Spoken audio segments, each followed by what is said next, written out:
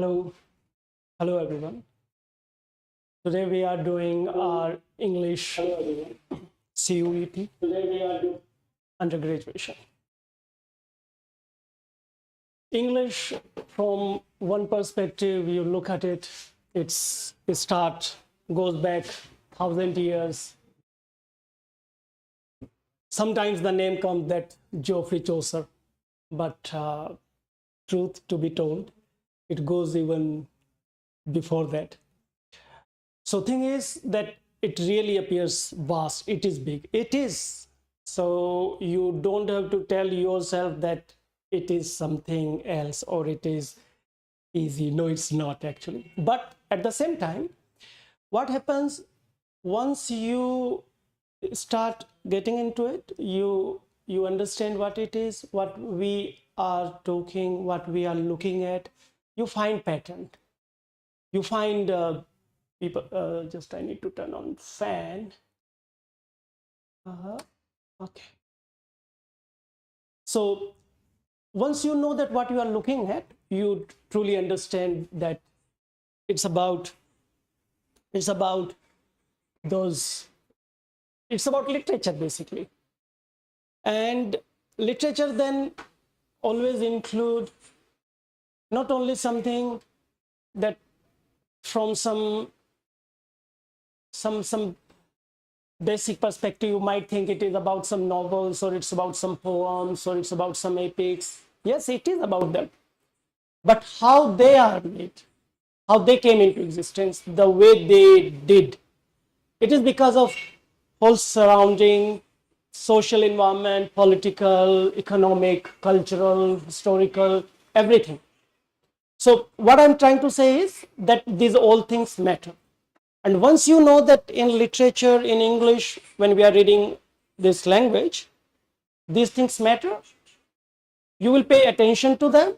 And whenever we are going to read literary theory, criticism, and different literary movements or different works in different times, you will be able to understand them according to those times. As I already said, that whole this historical, political, cultural, social, economic, everything is part of that. All right. So with that, let's move to where we can kind of say our English, where we can begin from. So when they say Middle English, in Middle English, one name that has to go, okay, it's red. I need to maybe find the black one. Okay. Now, how to change the color? Okay.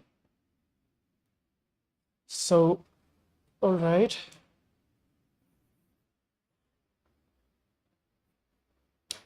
In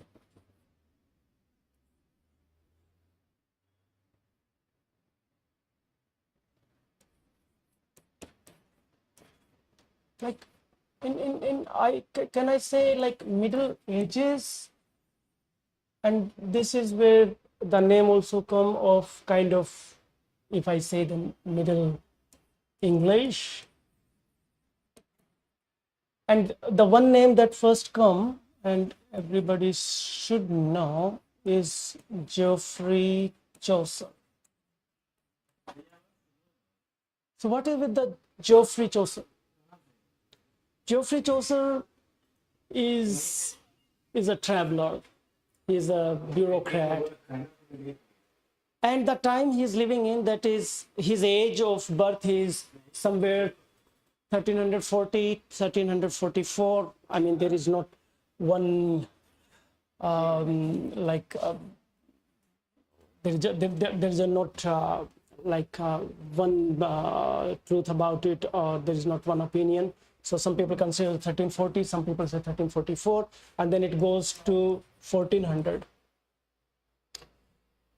And this man is known for, and this is everywhere, like you can many times expect one question or two or something related to that, and those are Canterbury Tales. So then those Canterbury Tales,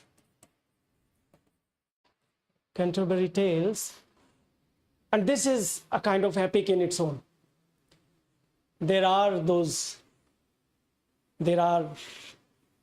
30 travelers, and these travelers are on a pilgrimage. So these pilgrims, every pilgrim is telling a story, every pilgrim is telling 2 stories, and the total is making 60 stories. Characters are so distinct.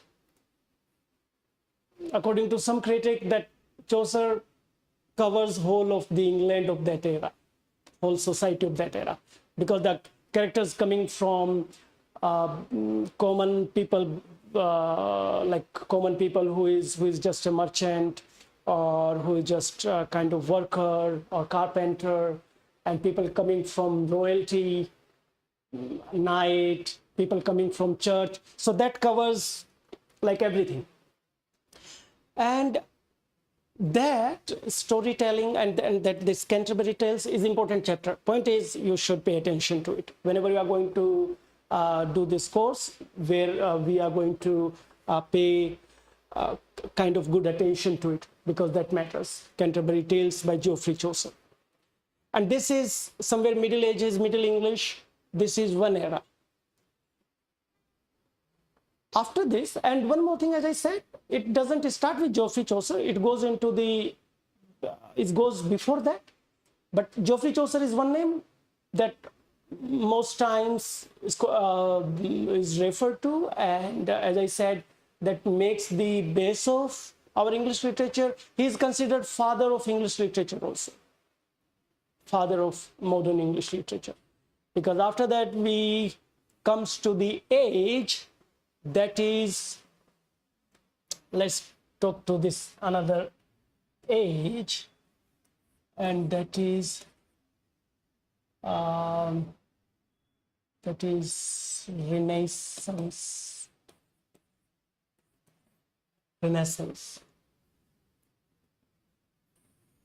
Of course, some people would say it modern or early modern, actually. Early modern, Renaissance. Now this era begins. This age is so prolific.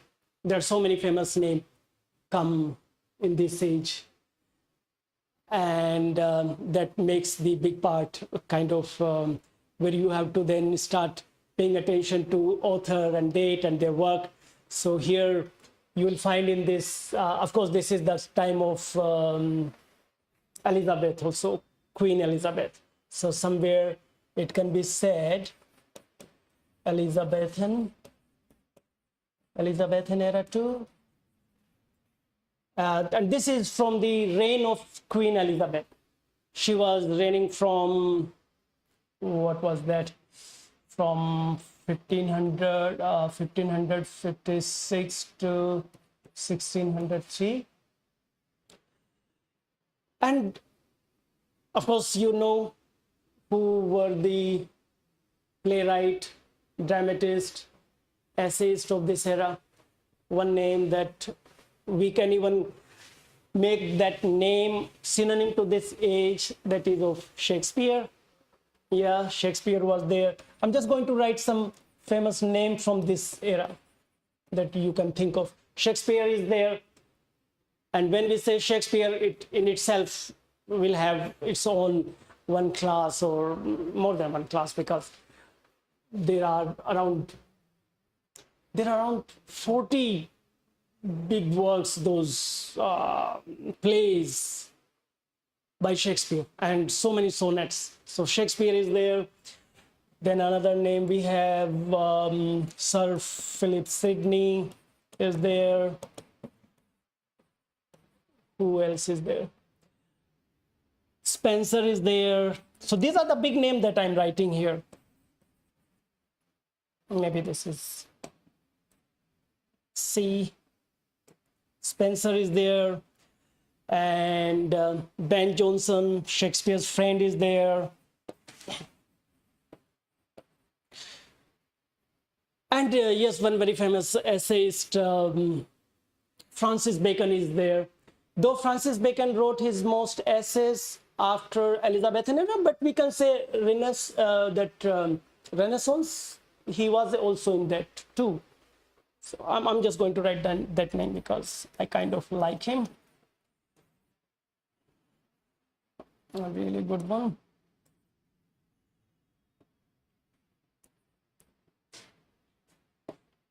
So Francis Bacon is there. And yeah, all right. So these people, then we need to cover if you want to understand this age. You can't miss them. Renaissance and English period in the time of in the journey of English literature, British English literature, this age. Of course, there are many other names, but I'm just writing some most important of them just to understand the age, like what sort of work being written and like dramas, the plays being played that time. So this is in Renaissance, Elizabethan era. And after that, let's talk about what come after that.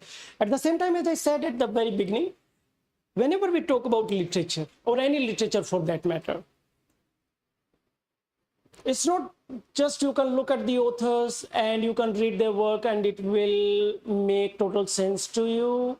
Maybe it can, but it's still, if you have to understand where it comes from, why this kind of play came, why certain other kind of play or work didn't come, we need to understand whole events around these works, what socially, politically happening, as I already said.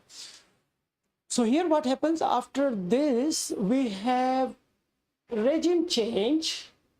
Instead of now, as Queen Elizabeth died, after that this king, what was his name? Jacob is there. And by his name, we then call it Jacobean age. And yes, so in this Jacobean age, what changed in Jacobean age? I don't think like much changed, because this king himself is also interested in literature. He's the one king who supervised this writing of Bible, and that's important literary work too, not only in the terms of religious work or like what happened on that religious front, but for the literature also, because in somewhere 1610 he supervised the like he got the Bible translated. He got the Bible translated in 1610, and as he said, he himself is interested in literature and in art, and he's I think a good patron of literature and artwork. So in his era also we see this guy, metaphysical John Donne. So John Donne is there. I like this guy. I mean, he's writing lots of essays, and his work, he had this life.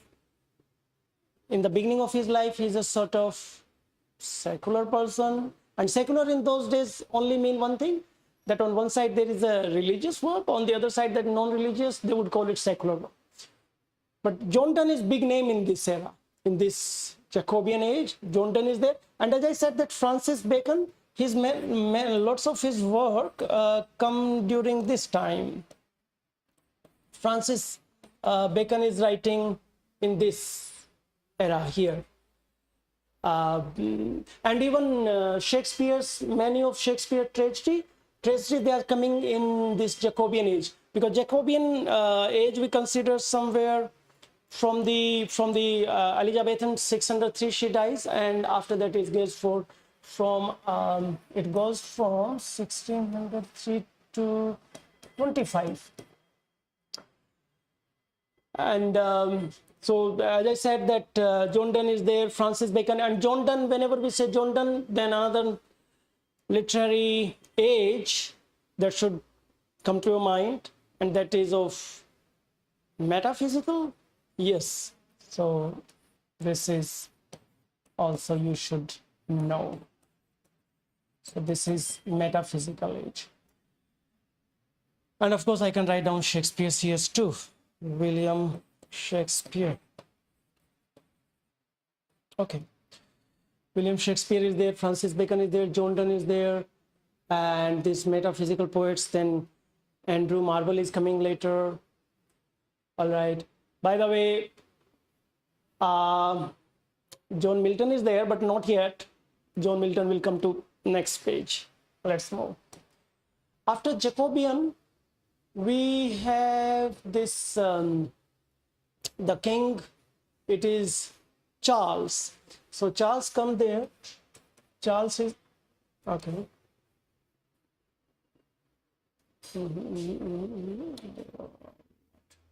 What did I do? What did I just touch?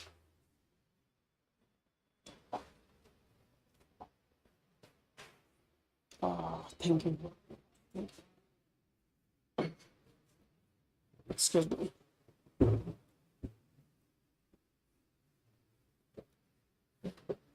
All right, so this Charles is there. Charles first. Yes. And when he is king, we are calling this as age, Carolean age. Anyway, the main thing is these all ages that I have written here, they are the part of Renaissance. This is the Renaissance age. And when the Charles one is there, the one name that you should know is John Milton. John Milton is there. And of course, John Milton is known for, maybe everybody knows that. If you don't know, you should know. And that's why let me write it. Paradise Lost. A big work, Paradise Lost. Of course, there are many other work from the Milton. But since we are talking a sort of outline draft, what are the main authors and movements. So here in this Charles one time comes this John Milton. And Charles is the age in this literature, just the terminology, they call it Carolius age, because Charles translated in Latin as Carolius or something. It is almost that. You'll check that. So John Milton is writing Paradise Lost in that, and there are some other famous essays coming during this time. I think Thomas Brown is there, and of course this Andrew Marvell is also writing during this time. And now at the same time, this is again we, as I said, that it is important to understand what is going on in England this time. This time there is a sort of uprising, and it is not sort of, it is a very bloody civil war. And in 1642 they banned the theatre. These Puritans come to power. Puritans, and there is this guy Cromwell. Cromwell is there, who is the leader of these people who are against the monarchy. And then Cromwell succeed, and they behead the king Charles. Charles is killed in 1649, I guess. So when he is killed, this Puritans leader, uh, Cromwell, becomes the head of the nation. I mean, a sort of democracy, but not the democracy in the terms of today's. And this John Milton is on the Cromwell sides. But then, within 10 years, this system falls. There is a restoration of monarchy. Charles I's son, Charles II, comes back from France back to England. The monarchy is restored. Of course, that was not the good time for John Milton, because John Milton is on the Puritans and Cromwell side. But somehow, because this Andrew Marvell and some other his friends are on that side too, so his life is saved. It was not the easy time.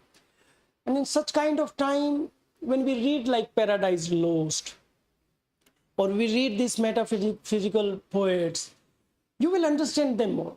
You will understand why they are writing what they are writing. What is shaping their psyche that time. That's what you understand when you really know what is happening there. So yeah, in that background, in that context, you will understand John Milton and metaphysical poets too. And after this age, and this whole age, as I said, we can always consider, they are called in English literature age of Renaissance. After this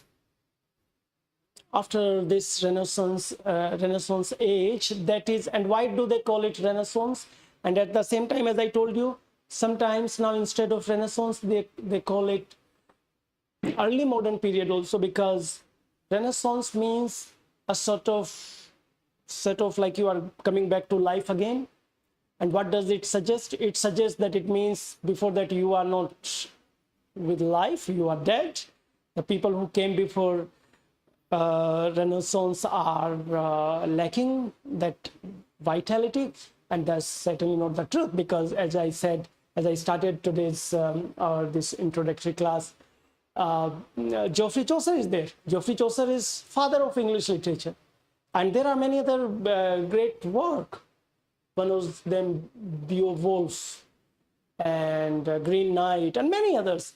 So of course that can't be the period before that. It's not that the period before that is lifeless. Life is there, and that's why the early modern age is also one name that you can always consider, and you will find it. Why I'm telling you that you should not confuse yourself. This time, sometimes this terminology that's keep changing a bit.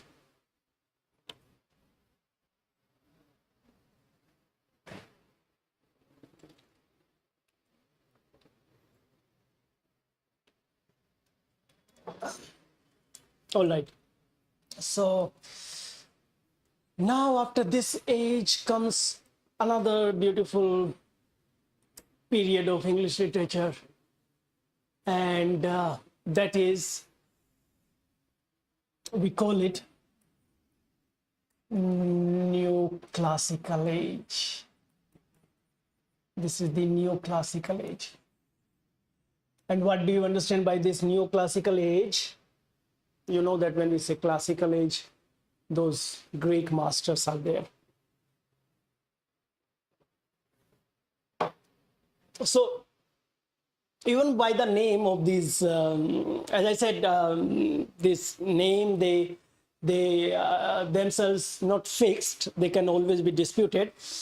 But at the same time, by these names, we can get some idea what they are trying to denote. Neoclassical age is, this is a sort of revival of this classical era. Here you will find that what the sort of form, the sort of structure, themes, those classical authors talked, neoclassicals are coming back to that. And I think whenever we understand, whenever we see a human political, social, or literary evolution, you will find that after 30, 40, 50 years, there is a sort of anti-incumbency kind of thing in literary terms, because the one sort of work have dominated for a while, then maybe that is sort of unnaturally tilted and wouldn't connect that well, because it is it is not showing the other side. So then the other side come back. And once we had gone through this whole Puritan age that just preceded neoclassical age, we see a kind of wit coming, a sort of people are what they are writing is, there is a comedy of manners is coming, in that satire is coming back. And the master of this satire is, there is this John Dryden. John Dryden is again a big name of this. So John Dryden is writing about this one Mac Faulkner, something like this. But there's a very, very famous work by John Dryden in this. And then new essays coming. Because you see here what is happening. The Puritan age has just preceded it. So this is the another age where a bit different kind of comedy, wit, satire is there. But at the same time, they are taking their inspiration from those classical age. And this is where we see people like Alexander Pope. Alexander Pope is there, very famous essayist and author, writer. Alexander Pope, you might know from the Rape of Locke. John Dryden, as I said, Mac Faulkner or something. I'm missing that one name. And then there is and this age is neoclassical age. This neoclassical age is also divided in, one is restoration age, one name of this, because as I said that once that monarchy has restored, so they call it restoration age also, because monarchy being restored. And then there is a Samuel Johnson is there. So Samuel Johnson is there. And these are some big name of this age, of this neoclassical age. And of course, there are many other names, I must tell you. But you must know that in this age, there is a certain kind of work coming. Great essays are coming. Jonathan Swift is there.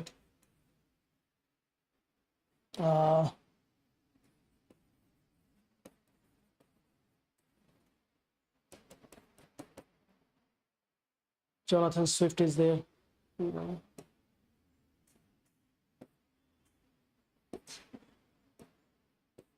So Jonathan Swift is there. These people. All right. So basically, you get the idea that somewhere you need to understand literature through different ages with different literary moments. So I can tell you that this is how the course should move. This is how you should learn that major work, but at the same time, you should understand the story behind it. You should understand whole socio-political world around it. Otherwise, this story may not stick there, because you don't know why certain kind of story popular certain times. After neoclassical age, there is this neoclassical age ends, and because there are too much of neoclassical, too much of rules, a sort of rigidity, I think this is where again the pushback happens and romantics come. And the romantics age is, they are like, break any rule. We feel like burdened. It is the human spirit that has to speak. The time of William Blake and William Wordsworth. S.T. Coleridge, and of course then John Keats and P.B. Shelley and all these people, Lord Byron, all these people, they come. Again, as I said, that it would be reaction to this age, the age that has demanded, or that has sort of promoted only rule-based kind of writing in some way. And this is where the romantics come. And in romantics, you will read them, and you will see that how they are more about human feelings, nature. Again, one thing I must state, this is very important to understand why the romantics are there, because in this age now, lots of industrialization has happened. Lots of urbanization has happened. All society is dismantled. People have migrated from the rural England to the city. That's a different kind of life. And in this, there is this a bit of nostalgia too, because now you are not with the nature anymore. In city, you are living, the house are congested. The life is busy with this new work in factories. Air is not that fresh. We know better when air is not fresh. So people reacted, of course, and then people wrote about it. And this is where the age of romantics come.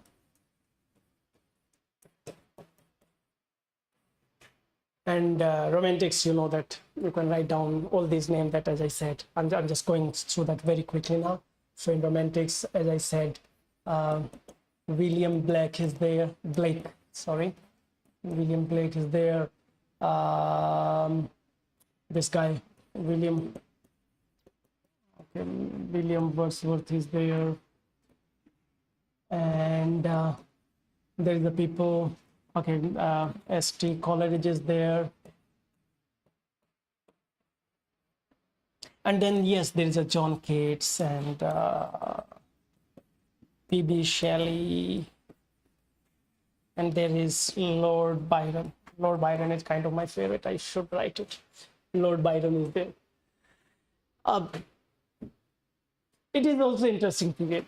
Again, we can't, it is difficult that in a course we can include all of their work, but some work we try to go through. I would try to tell you the story, what is that story, why that story come, the main character we can always talk, and this is always interesting. From William Blake, that it's about a chimney boy and a tiger, very famous. He spelled the tiger Tyger, different spelling. Different era, different spelling, so never mind that.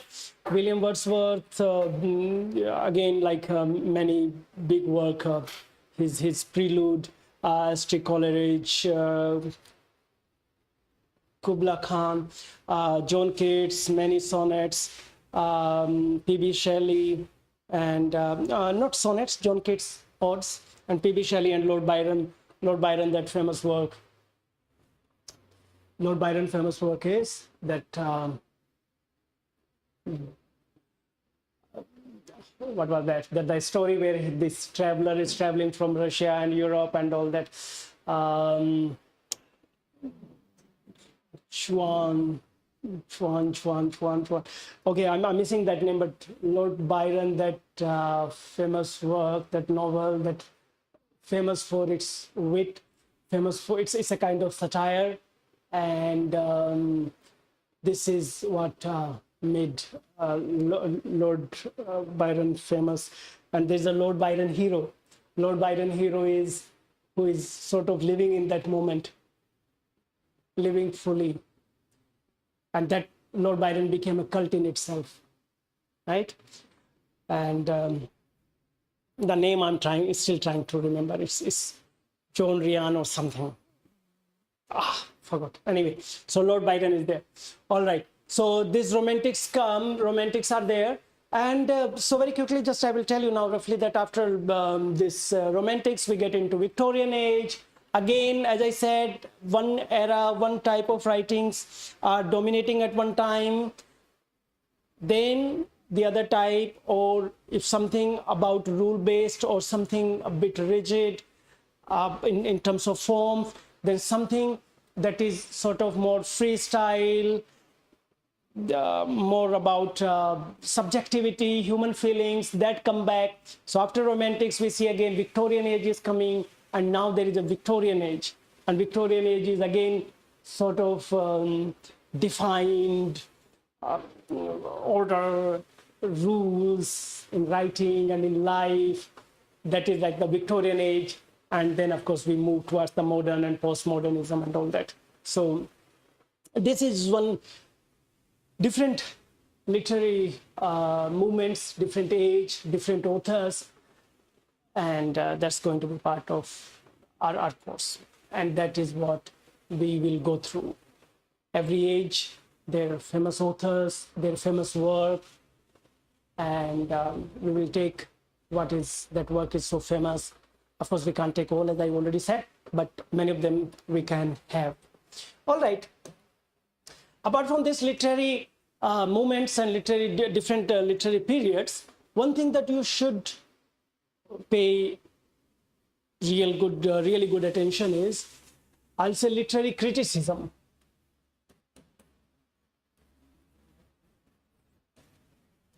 Literary criticism and theories. By the way, I should have written the theory first, so when we talk about literary criticism, and now you should understand that what we talked before it, that was about this everything. It was about that how the different authors in different age came. But in our syllabus, and to understand literature, it is important that you understand now this theory part and the criticism part. And literary theory and criticism, there are some names that you should not have any doubt about it. You should understand that. At first, they might not come that easy, because when you are just going by books, some novels, and you are going by some stories and poems, that's one way of connecting yourself literature when trying to understand. But theory and criticism, now it's a kind of framework of that. It's a sort of lens. It's sort of that understanding, or we can say science around this literature or language for that matter. That is with literary criticism and theory. So just let me tell you what is a theory. Theory is a kind of principle, a set of principles, set of rules, norms, structure, and you see that this is how this society, this human society behave. This is where the power resides. This is how power behaves. This is what the story is trying to tell. Why? And this is why the story is saying that's right and that's wrong. Theory will give you that frame. And when you look through that lens, and you try to then understand it, analyze it, that's when we say criticism. So for example, if you have in our literature, if you have Marxist theory, so in Marxist theory you will see that what Marx said about the class division, that there is a master class, he called them what? Masters? No. Subaltern, working class, and bourgeoisie. So like bourgeoisie is there, and then the working class is there, and how they always, like, they will make the profit from their labor, and they will use this profit for them. They will just give them those minimum wages so that they can just keep working with that. And it's all about that class division. So suppose when you have understood, when you have worked with the Marxist theory, you have understood the Marxist theory. After that, whenever you go to any story, you will try to understand that story through Marxist lens, like through Marxist theory. And when you try to understand that, then that will be, we will say, Marxist criticism. Marxist criticism. All right. So Marxist theory, Marxist criticism, and I can take any story for that. For example, 19th century famous novelist, this Charles Dickens. So if I talk about Charles Dickens, one novel that is Great Expectations, Great Expectations.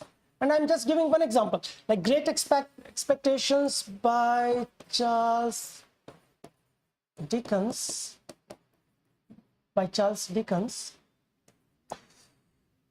Now, through Marxist theory, you have this lens, this understanding of society, that this is how a society works, this is how human behave, this is how human relate to each other. You have understood that, and then you apply it on, try to understand Great Expectations, that how that guy, what is his name, Fib,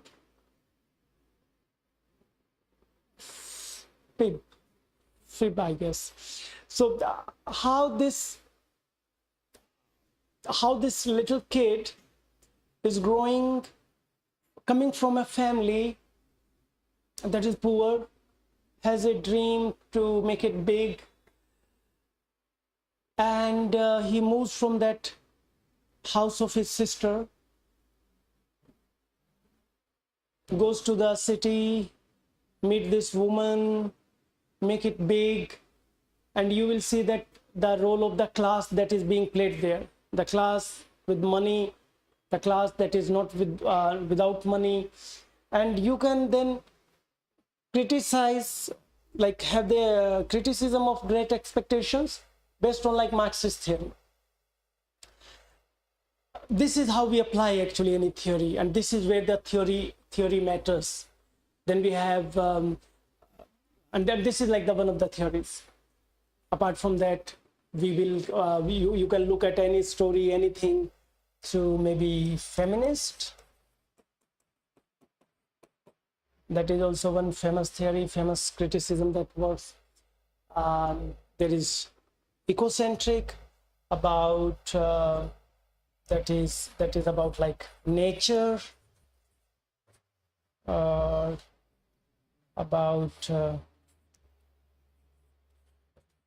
ecology, but we call it ecocentric theory.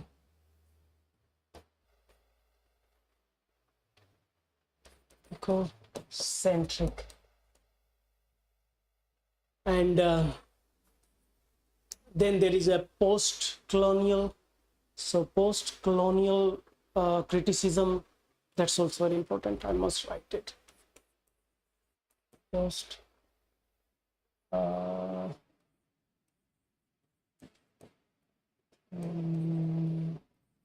Post-colonial theory.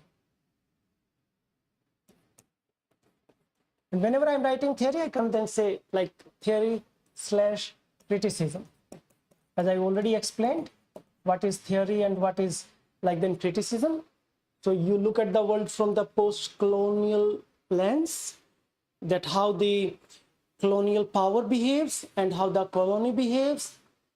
You understand that, you see that, understand this power relationship, how that plays out, and then you try to explain that or understand and evaluate that work through that theory.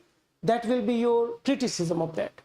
So we will go through one by one every theory of that, whatever we have in our course, that is Marxist or post-colonial and feminist or ecocentric, and this gender theory recently that is also there. Of course, structuralism, post-structuralism, deconstruction, all that, and the psychoanalysis from Freud. These all are coming there. These all they work like this. A theory is that lens that frame those set of that set of principles, and then trying to evaluate that work of literature, trying to understand that with those structures, those understanding of different character in a story and in a society, sometimes different classes, sometimes different genders, sometimes different people, right? Sometimes this is human centric or nature, all that will be the part of our literary criticism and literary theory. And of course, then it is not only the British literature, as I said, it has to be then American literature, some is there, Indian literature is there, famous Indian authors that will be including our Gurudev Rabindranath Tagore. There will be our this guy of Savitri, and well, that's our that the guy who was in Puducherry,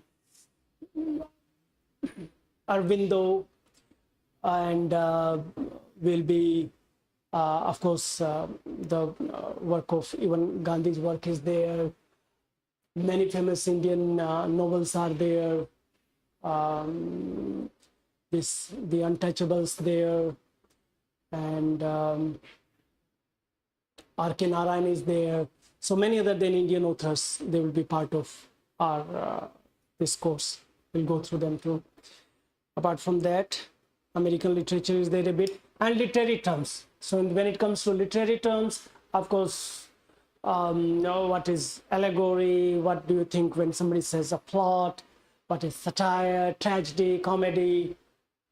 What is a theme? What is climax? What is motive? All that. So that everything is part of our course here. Okay, so this is how we're going to cover. We're going to cover like this, everything in that. But as I already said, we need good readings around it. You need to really not only you can't look only at the text, because that would not be enough. You have to understand the meaning in that particular context, and somewhere when you know the context, you understand different literary terms, different age, what they were talking in that age, why they were talking that, what they were trying to say, because what they were trying to say according to those realities. So point is, what I'm concluding at, my concluding note is that when it comes to literature and to really understand it well and then to pass any exam, it is about understanding it fully. And that happens when you know that in what context these works are being written. And that's why I would suggest you read a lot and spend time with that. Thank you.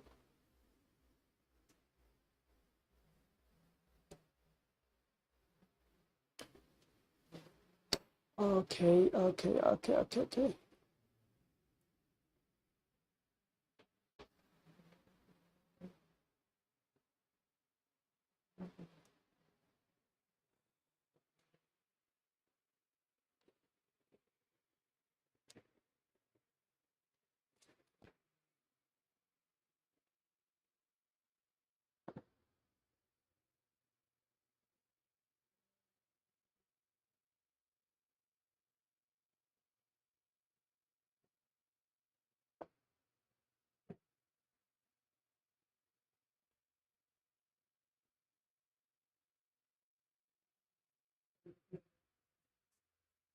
इनका क्यों sir?